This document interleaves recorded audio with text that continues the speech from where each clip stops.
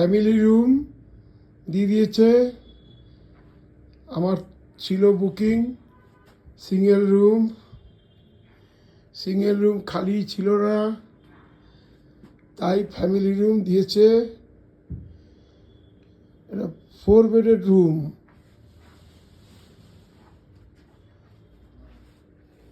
এই যে সব চায়ের ব্যবস্থা, সব কমপ্লিমেন্টারি, যত ইচ্ছা চা খাও, কফি খাও, কোনো ব্যাপার না। এইটা হলো প্যাসেজ, ওইটা আরেকটা বেডরুম। এই যাচ্ছি, এইটা হলো টয়লেট, দুটো বেডরুমের মাঝে টয়লেট।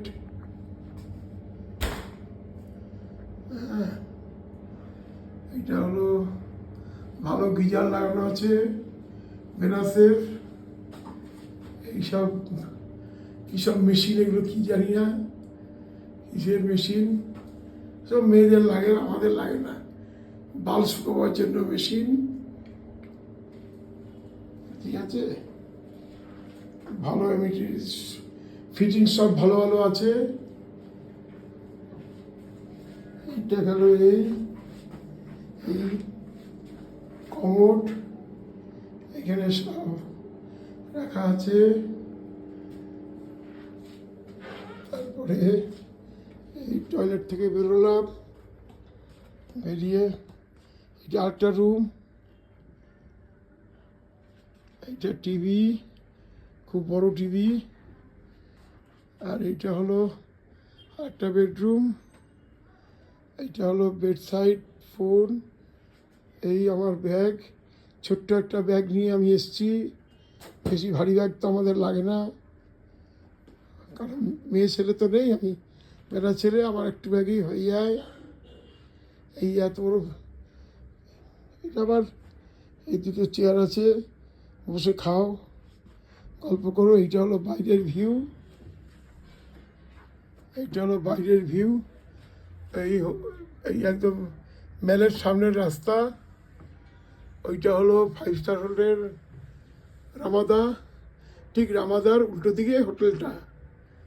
তার পাশে এইটা ডেকলিন হোটেল, তার পাশে ওই হোটেলটা, ওই যে ওটার নামটা এখান থেকে পড়ে যাচ্ছে না।